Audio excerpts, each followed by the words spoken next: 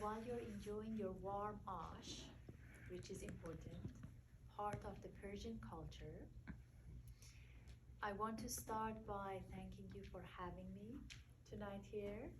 It's good to be with you all because it's your generation that actually is going to make the change happen. So you are to be celebrated, and that's why I volunteered to be here tonight, to hear your stories and hopefully help you learn a little bit about trauma and trauma responses in general. And if something came up for you during this time, then you can apply to that. If not, trauma is a fact of life. You can use it for your, in the future, and you can help your family members, whoever that is, however, affected by trauma in any time in their lifetime, okay? And before I start kind of delving in, I have to also tell you all that I'm not affiliated with anyone, anything whatsoever. So I don't support anyone, anything. I'm a psychologist, and I have an oath to save the mental health of people, and that's why I'm here. Okay, so how many of you speak Farsi? Okay, good. And how many of you don't speak Farsi? Beautiful. Okay, thank you. I just want to know, but everybody speaks English well, yes? Better Yes. than me? Good, wonderful.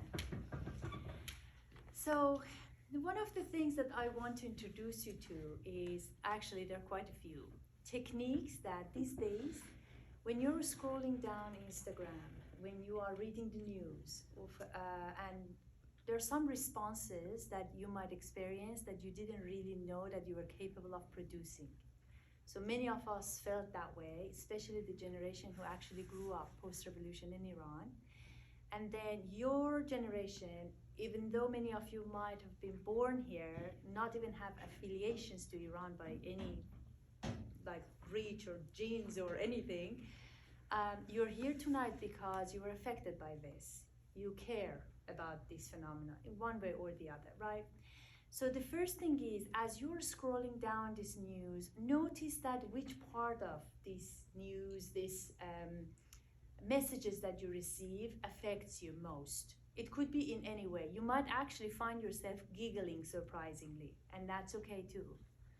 You might giggle, you might cry hysterically, you might just feel some heaviness in your throat or chest or jaws, or you might feel like your body is restless, and this is all normal.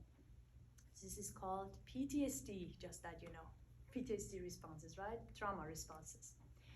One of the things that I hear from my clients these days is that they really didn't know, again, that they could actually produce such a thing. They thought they didn't care. They thought they left the country, then why would I get this really emotional response? Because the body keeps the score. One of my very good colleagues actually have a book with the title, The Body Keeps the Score, if you're interested. A lot of us who grew up in Iran walked down the streets, and we got shivers when we got invited to parties because we didn't know if we could come back home or not. In my family, I wasn't even allowed to be outside in any party after 9 because my father could not bear the thought of it to come and rescue me or whatnot. So we abide by the rules, and then when the time came, we left the country because obviously I wanted to study the field that didn't exist in the country, so that was not even a question. I wanted to become a sexologist and a relationship expert, and that's why I wanted to choose that path for myself and left the country. But for the rest of the people who stayed, the responses that you get, initially, a lot of news that we get here is about the economic situation and socioeconomic and different fights between the groups within Iran.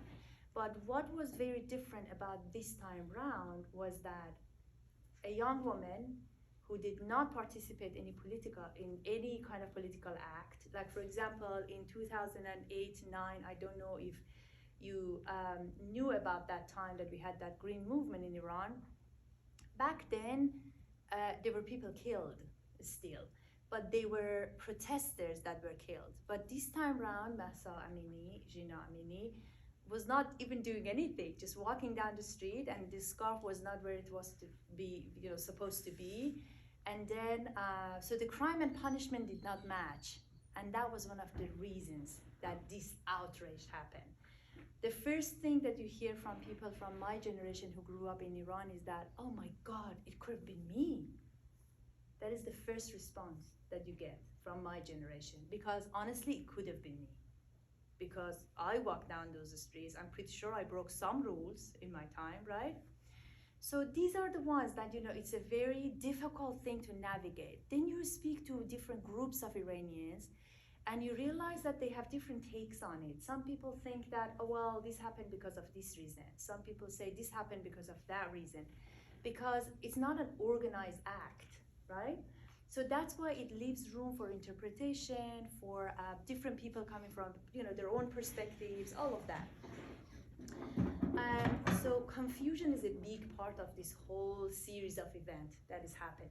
One of the things that I would like you to take away from tonight is that before you engage with any activities, even texting a friend, even checking in with them, even talking about these, events that are happening, make sure that you make yourself informed about what is happening, and make sure to talk from your stance. Like, I'm a psychologist. I can never assume the role of a politician or an informed economist or an informed what and what, right?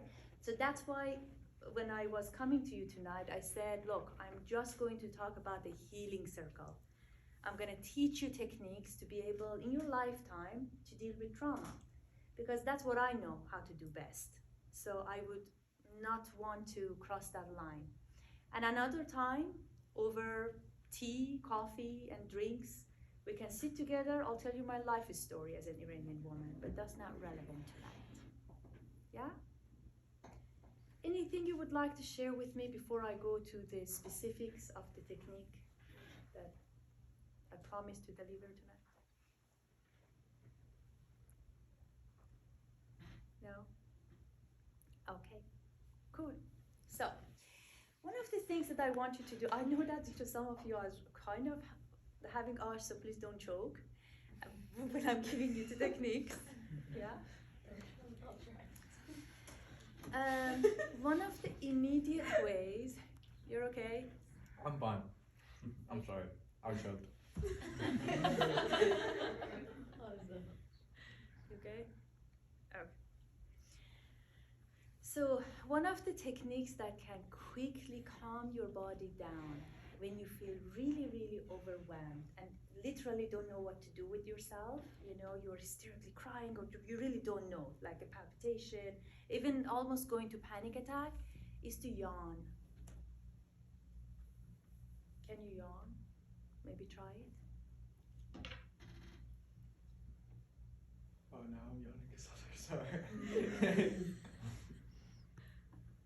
It's okay. Mm-hmm. So what yawning does is that it relaxes your jaw muscles, it gets more oxygen to the brain, and it gets your body quickly confused. Because when I'm afraid, or I'm ready to faint, or I'm ready to punch, like a trauma responses, or run away, I'm not going to just stand there and yawn, am I? So the body gets really confused immediately that, okay, so what just happened? Maybe we are chillaxing. So that's important, okay? The other thing is, and these go for any kind of trauma response. The other thing is you can relax your coccyx muscles, like a coccyx, pubococcygeal muscles, basically. So if you tilt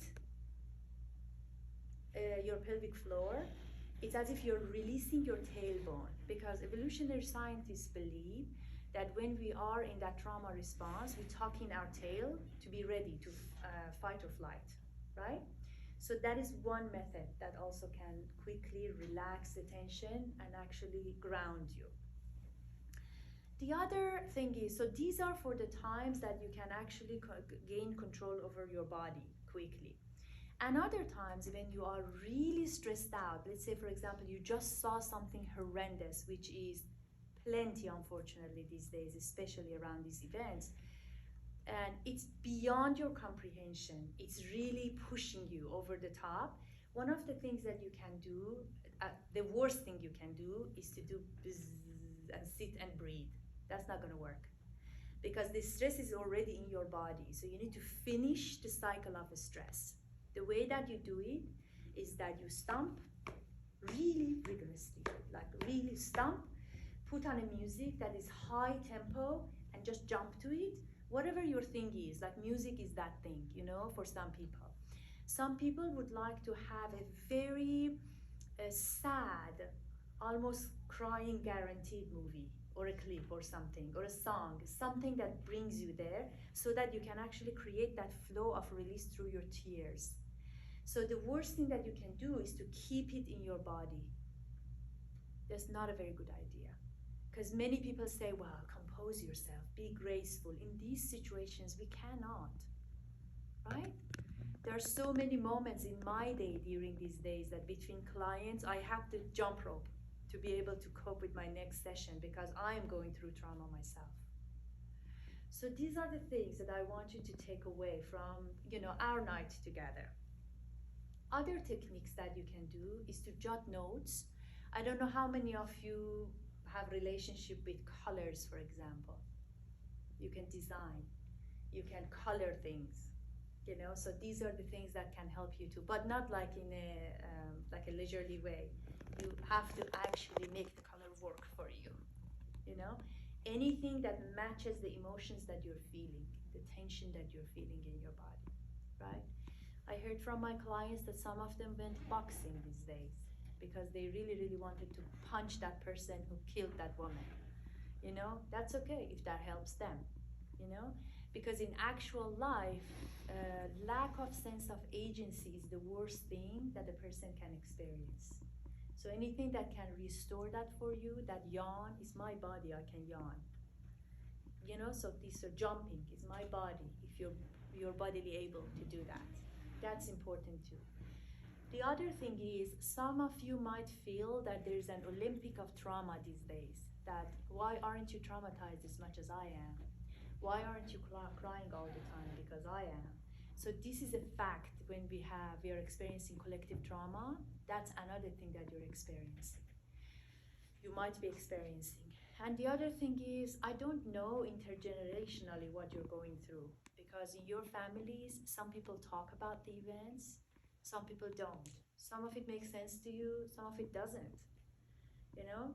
So these are the things that, you know, as intelligent beings as you are, we are meeting at UCLA. So please make sure that you have a mind of your own. Do your own research. And as you know, a lot of research channels that we are exposed to are catered to us. So depending on which channels you were used to watch or, you know, used to watch or expose yourself to, those are the ones that come your way, right? So make sure that, you know, break your cycle. Make sure to go to even the opposing views, see what they have to say. And this is the way that you can shape your own opinion and hopefully be a part of this whole rather global movement, because it's not Tehran or it's not Iran anymore. This is catching up with the global phenomena, and you can actually see that all the women and not only women under oppression by hijab or any of the religious groups, but also you can see that a lot of women who've been abused in one way or the other, and even men. There is a huge movement by the trans community. So whoever that have ever been oppressed and suppressed, they're actually coming along and feeling like, oh, somebody's actually becoming my voice. So this is much bigger than that. Anything that I said right now that resonated with any of you? Yeah. I thought, like when you were talking, sorry, is this a share housing? Please, Okay, please. yeah. I thought when you were talking about how like just kind of sitting and breathing doesn't really help, like I was like, yeah, that's real from personal experience. So I thought that was good. And the techniques were like very helpful. Lovely. I'm glad. I'm glad. Would you like to share? Sure. I really liked your point about collective trauma and how it's kind of hard to bridge the intergenerational gap revolution, like we grew up a lot with the stories of the revolution. So there are things that like that trauma almost is sort of like, I feel like it's in the Persian bloodline. And I think what a lot of us are experiencing here in America, especially in SoCal, is a lot of guilt. And I noticed that sometimes that guilt can cause almost like a conflict amongst people our age unintentionally, kind of what you're saying, like, oh, like, how everyone, like, why aren't you reacting the same way that I am? Yeah, it's like one of those weird parts of a situation like this that you don't really realize until like actually it comes out, and not really sure how to go about it, but you know. I hear you. You know, you brought up a good point that I would like to deepen, if I may. You know, there's research that show that collective trauma runs through 7 generations. So it's a fact. We know that, right? So it can change the DNA of the person. That's why it carries on generation upon generation. So one of the things that we have in the current history of Iran is trauma. All of us carry them, you know, from the grandparents to our parents, and then us, and then you guys, you know, all of that. One of the things that I see these days, apart from the guilt, is the shame and the rage that come with it. So let's differentiate between anger and rage, because I think that differentiation might actually help you. Anger is a healthy emotion, right? So something happens, somebody offends you, somebody disagrees with you, you get angry. If you channel it right, it's actually helpful, it's mobilizing. But if you feel shame, if you feel guilt, if you feel that you're dismissed for whatever that you're representing, over a period of time, it becomes rage. Rage is like a boiling water inside you. So once in a while, you think I've got it under control, I'm good. And then once in a while, a drop of hot water comes and catches somebody, you know, and that will impact your interpersonal relationships. So have that under check as well. If you feel like that amount of rage inside you, you need to find a healthy channel. The best way to deal with it is this. That's why I'm here. The best way to deal with it is to come together, carve time, not for too long, like 30 minutes. You know, there's a reason that therapy hours don't go forever, you know? So those 30 minutes, come together, hey, what's happening with you? What's happening with me? And then collectively do the dance collectively, do the shouting collectively, sing a song collectively off the top of your lungs, you know? And then this way, all of you actually get that emptied, so to speak, and regulate yourself through, you know, that rage that you're feeling.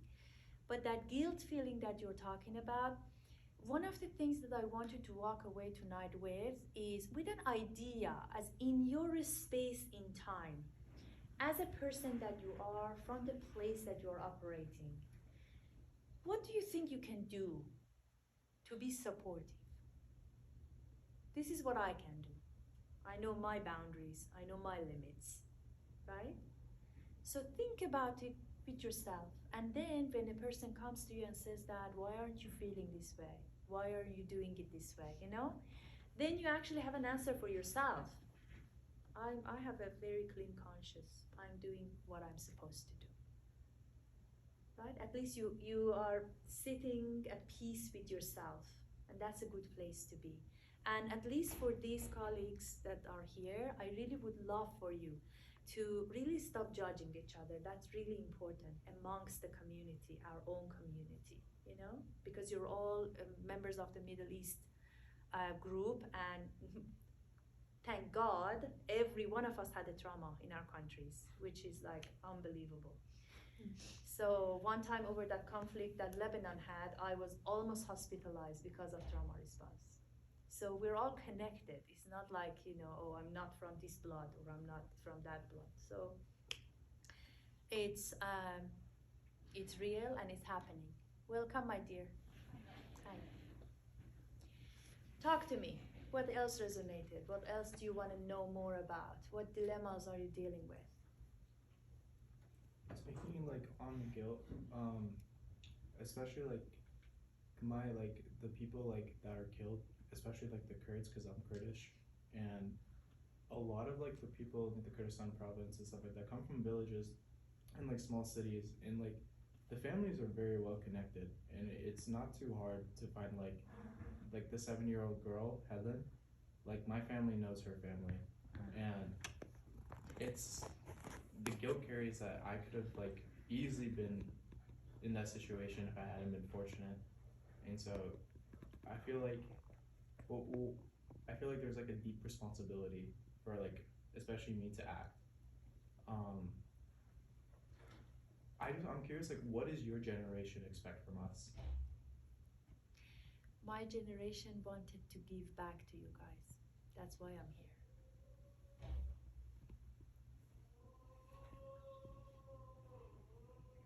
That's what I'm talking about when I say singing off the top of your lungs. Good for you, my friend. Free spirit.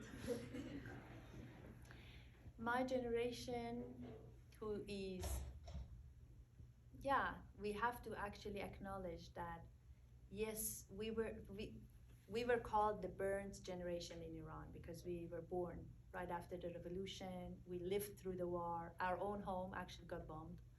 So, so this sort of, we experienced that. I'm not gonna just say, when people tell me that, why don't you go use your platform and talk about this? I'm like, because I'm a psychologist.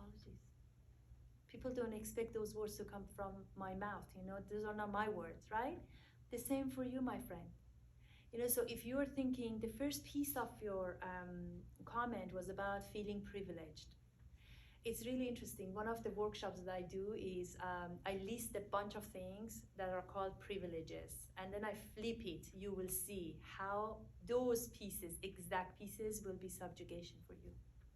Place of subjugation, right? Mm-hmm. So all of us hold privileges in certain spaces.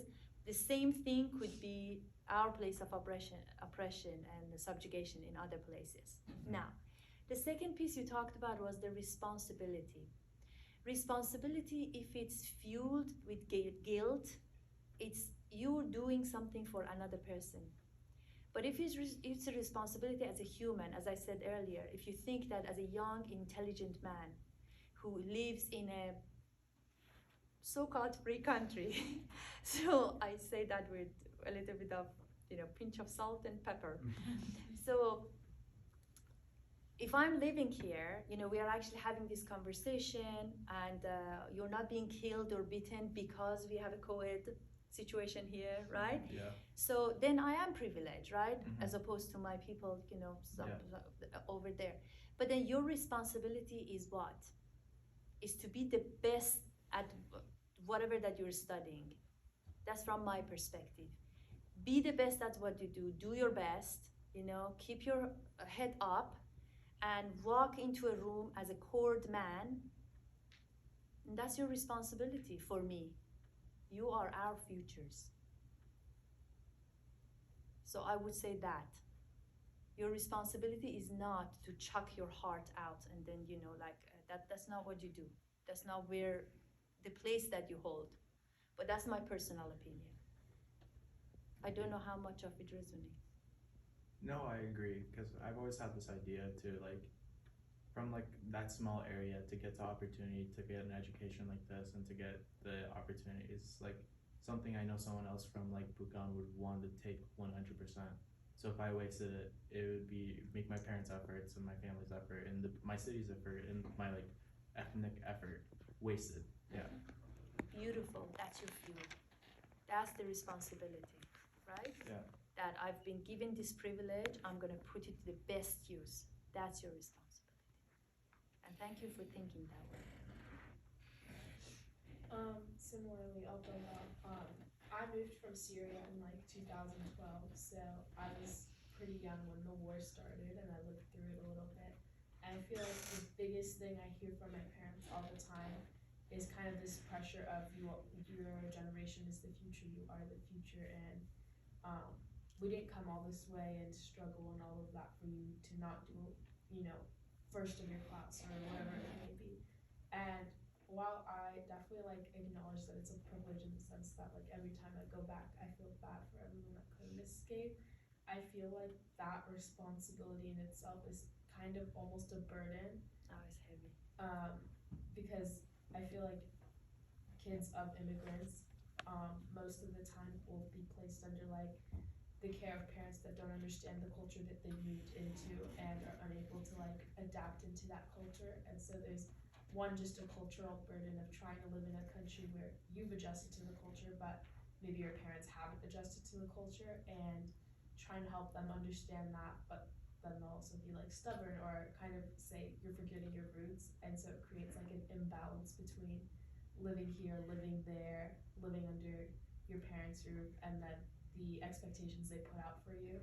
And even though it is our responsibility to be like the next generation of the future and to fix all these issues, I feel like it can be so overwhelming to place that much of a burden on our generation and just kids of immigrants or immigrants themselves in general, because it leaves you feeling like, well, there's so much I have to do, and other people could have done it if they were in my shoes, so I have no reason not to be able to do it.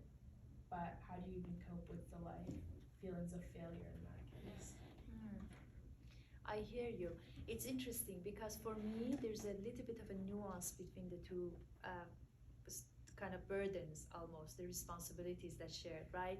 So on one hand, how can we take out the responsibility of being there, protest during the day, write the things during the night, do your midterm, do well, be the best, that's what I'm talking about in the current situation, right? But in general, when you're coming from let's say, for example, well, from the perspective of an American person, we're coming from a third world country to a first world country, so we're supposed to supersede all, and also by families.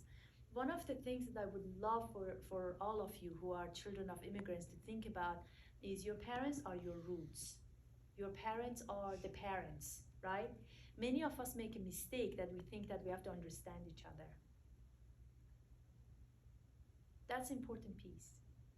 They don't have to understand you. You don't have to understand them. I know that it will create some clashes because of the restrictions they create for you.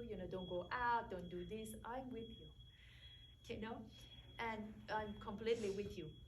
But then on the other side of it, the roles are very important. As how far am I going to go? One thing that is driving them is fear. Fear of losing identity, fear of losing you, so you are basically the whole, I'm not saying it's fair, but unfortunate circumstances, everything that they left behind comes to you. So you are the embodiment of everything they left behind. That is the hope, That's a lot to expect from a person. It's a lot. And every time you want to complain about something, well, see, that person is dead, you're alive. So the rest of it, go figure. And I hear that in many situations, like cancer patients. They come and say, I would like to have a good sex life. And then the doctor says, what, you greedy person? You're alive, aren't you? So this sort of, that's a very far off comparison, but you see the kind of nuance, commonality in it. So for you, one of the things that you can do is to, in your own time, collect moments of joy for you. The things that bring you joy, the path that you go. All your parents want is reassurance and respect, right? So the rest of it, I'm hoping that you can manage those nuances, because also it comes with a lot of limitations, and you are in the body of a woman, and I'm assuming that you identify as a woman, so it's even harder in our culture, that in this American culture is going to make you flawed, and I'm with you. I don't know if I have an answer for you, but I think if you really go to their root of the fear and know that they only need reassurance and respect, these two, if you can manage with them, you're fine. And don't look for understanding of either side. Never gonna happen. And you don't need it, quite honestly. You can proceed with respect, with parents. It's a very different generation. Even the nuances of language, is not captured. So let's let alone other things culturally. Is it possible to bridge that gap though? Because my dad's 70 and my mom's 50, and my dad's at least 3 generations behind me, like in terms of like mentality, and like I have very difficult like hard time like to bridge that gap. Is it possible, or is this just something that I should just like, I should just be there for him and like just like ignore the gap because it's not gonna be there. Not gonna be there. Yeah. And I wonder what gap what gap you're hoping to fill. It's like, I don't know. You know, like I imagine like what like a son and a father have like as a conversation about their daily life and what you can like learn from and stuff like that. But like my like experiences growing up just totally differs from him, and kind of is like near impossible for him to relate or resonate or give his life experience and for me to apply. So we have like very limited conversations, and So are you mourning the conversations that you could have had? yeah, and like the connection, like a deeper connection. Got you. Yeah. So I can't really ask you why the deep connection with your father matters because he's your father. Yeah. But again, your father was the person who brought you to this world, Right. gave you life, Right. right? That is his role. Mm-hmm. If you can keep that in the back of your mind, then you're going to choose other people who are fatherly to you, and then who would have that banter with you, that understanding of you. So those role models, so to speak. Mm-hmm. But with your father, if you can find some common areas that bring you joy and bring him joy, maybe Kurdish music, maybe food, maybe however that your father relates to his culture, maybe those would be the point of conversation. They're not going to fill you up completely personally, Right. but it will help you with that connection that you might have with him. Okay. But definitely think of fatherly figures in your life. Mm-hmm. That would be very helpful. Okay. Yes, my dear. So I kind of feel like this entire thing is more like it was a battle that I've been ready to fight my entire life, and now there's a battle and I'm not through it. So I'll say I don't know how to deal with that. Speak more. If you can't make sentences, just shut out words. How does it make you feel? This is something that I wanted all my life happening. I'm not there. What are the feelings? Anger, urge,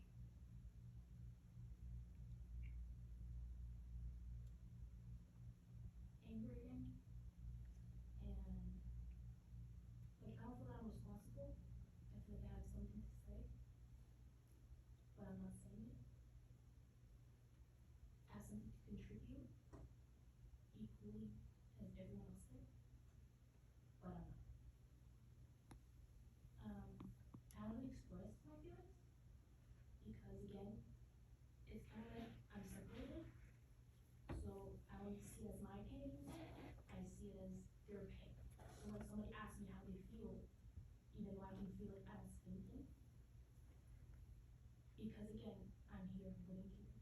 It's not mine anymore. So I feel like more than everything, I'm angry. There's an urge for me to say something, but it doesn't make sense if I say something here, so I just don't say it. It's like not suffocated. It's like when you want to say something, but there's no plan in it.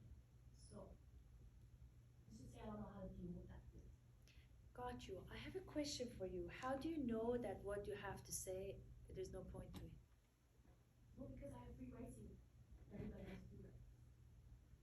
I don't feel like there's certain people that understand, but not all people understand. Like it helps when I talk to my sister, but again, my sister's like 5 years younger than me, so not the same generation. And more than anything, I realized how brainwashed I was, and right now I'm realizing that I cope with a lot of things, which I shouldn't have. Which now my own generation, so 17, they're fighting for it.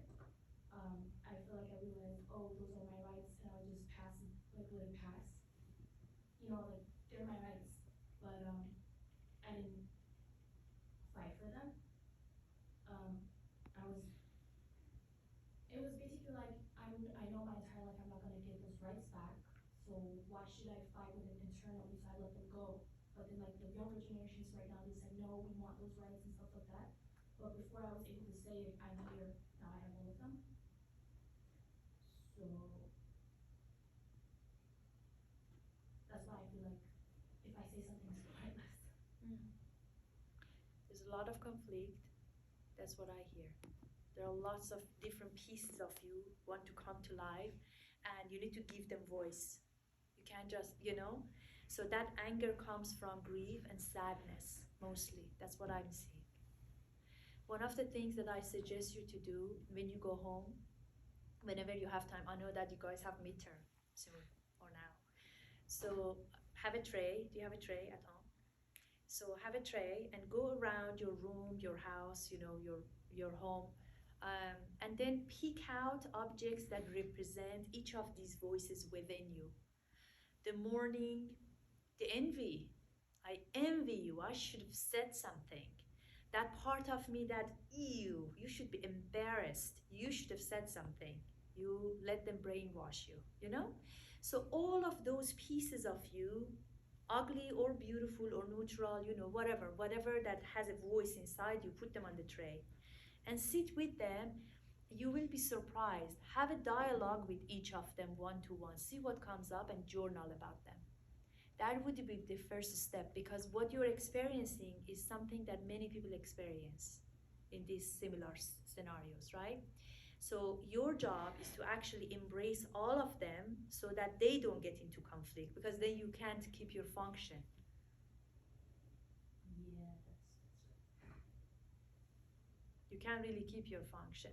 And if you really truly believe that you can say something after this exercise and the journaling, you can even open an anonymous account and put it out there and then see what it generates, and then maybe through that collective responses you get to your healing. Or join a group or that are putting things out there and then offer to write something with or without your name. Well, I did that. I do a lot of things. But It's not enough. Yeah, it doesn't sink in. It's always going to be that way. The most important thing is always ask yourself, not how am I, after the tray exercise is done, hopefully how am I is dealt with, then ask yourself, who am I? Who am I here? As a student, if you drop out, as a student who works so hard to be here, if you can't really pull through, then what are you representing? well, no, I don't think I'm not letting it that far. Like, I know it's probably not functioning. Like we talk with my sister. My sister actually really helps. Like she's like, I can't study because of all this stuff going on. And then we talk about it. It's kind of funny how it's alternating feeling between us, and then we try to like make each other go through it. But I don't think I ever get to the point of losing where I'm going forward. Beautiful. But I still have, like, I'm trying to kind of deal with these because I've never had them before. So I guess that's why it's kind of hard. Yeah. I'm kind of pushing for it and they're there. And I don't express them. Right. You have to give them voice. Maybe not publicly, but through that exercise, let them have a voice to you. So the overall parental figure to all of those voices, give them a voice. Hear them out. You will be surprised. Sometimes when I give these exercises to my clients, they look at me, I'm like, really? You just gave me that exercise? And then next session they come back, body has its own way to heal. And this is the start of the healing. There are so many things that by the sound of it you suppressed, right? Yeah. And they are actually, they're trying to bubble. Let them. Do you think that would be possible? Yeah, I can do that. Great. Thank you. Of course, just give it a try. What else, my dears? How has this been? Yes. So when a week before Massa and Gina and Reese death, I was actually in Iran for 2 months, so I just came back recently. So I feel like with everything that's like going on, it's just like a lot of shock and kind of like it could have been me, or especially since I was also stopped, but it wasn't the place. It was just like I don't know how to say it in English, but like the Fatima Commando. Yeah. But my mom and I were stopped, but we were just let go with a warning. But the fact that it like happened to her and her hair was, I mean, it was similarly, I was covered the same way. So it just, I guess it's like a lot of, I don't know, especially since I was just there recently. So all the emotions are like building up. Of course, of And course. I don't know, because I've been like numb, but then also like, I don't know why I'm tearing up now, but Good. it's just like a lot of emotions, like crying and like, I don't, and like I've been writing a lot too, but I just feel like everything is just, it's very hard to like cope with it. Mhm. So, how does coping look like to you? I don't know, like I write a lot, so I just feel like writing my emotions, like that's been helping. But at the same time, I feel like it's not enough.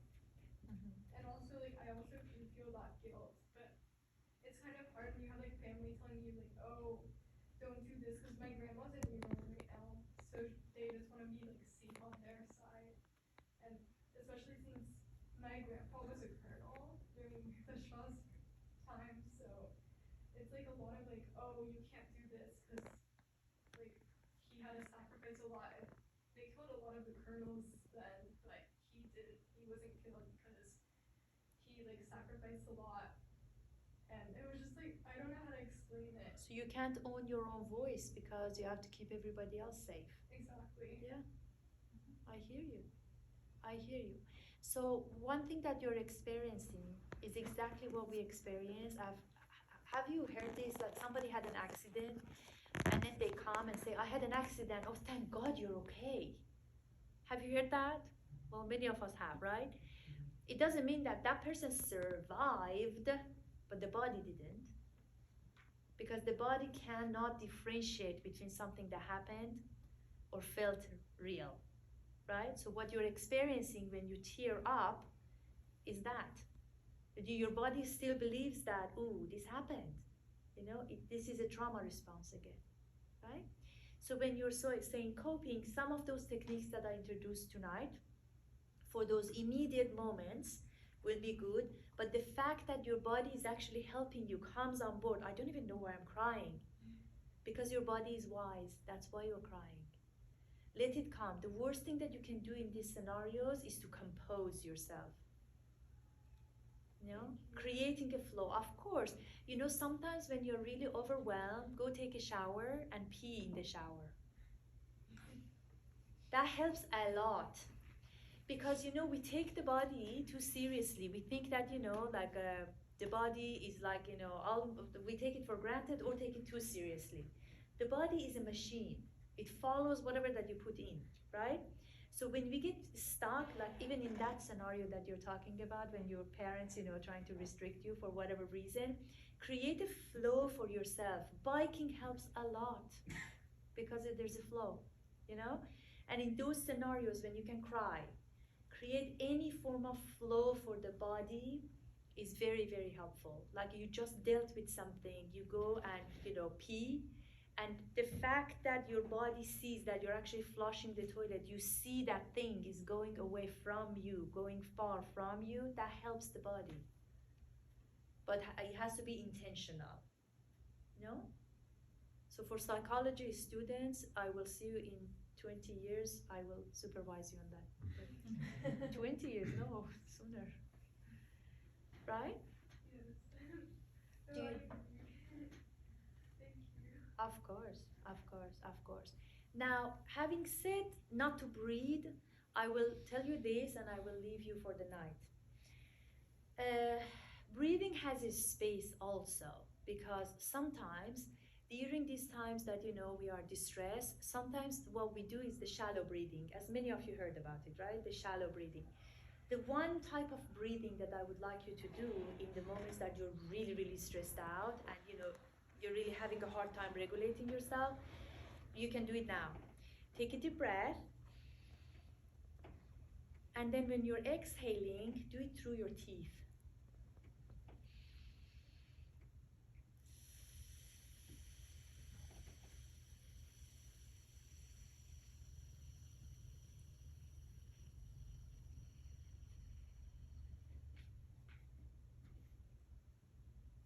What it does is quite a few things.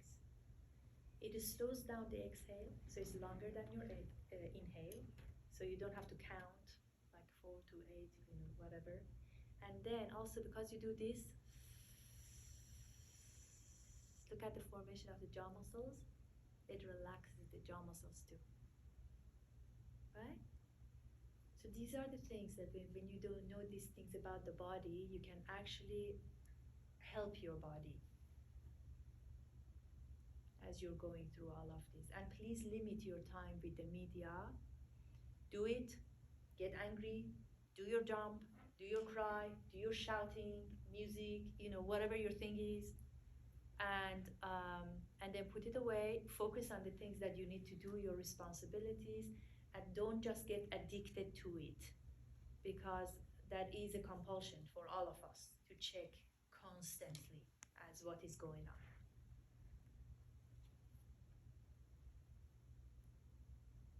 How was this for you? It's really good. Good. Yeah. Thank you so much. Was it worth your time on Absolutely. this Absolutely. Wednesday night? Yes. I will say I feel very reassured and validated in my emotions, because I think one of the biggest things for me is I oftentimes invalidate my emotions and how I feel or my mental state. I'll try to internalize it or swipe it away because my rationale is people are going through worse. That's how I tend to invalidate. But hearing everyone expressing themselves and voicing themselves tonight made me feel very seen, because a lot of the things that everyone said tonight, that meant a lot to me, and I absolutely I don't know, I felt seen in all of you, and I loved how you addressed everything and the advice you gave. I took all of it, noted. I'm gonna do the tray thing tonight. After party. So thank you so much for being here. My And pleasure. we really appreciate everything you had to say. And I feel so calm. I feel very zen. I don't know. Now we should dance. I don't know. No, that's good. If you have a moment of peace, keep it. And also, please don't check your phones in general. 90 minutes before bed, you're like, what? No, but that's important. It really messes up your melatonin production. I don't do it. If I succeed, I'll let you know. But you do it. It's important. No, I'm trying. But really try to take good care of yourselves. You are the future, no pressure. No, but the way that I would like to sum this all up is that this is not a trauma Olympics. Let's make each other feel seen and loved with a smile, with a hug, with just how are you doing? Just a kinder word anyway. Kinder words. That's what we need. Thank you, Sandra, for organizing. And the lovely group. And I look forward to see you thrive.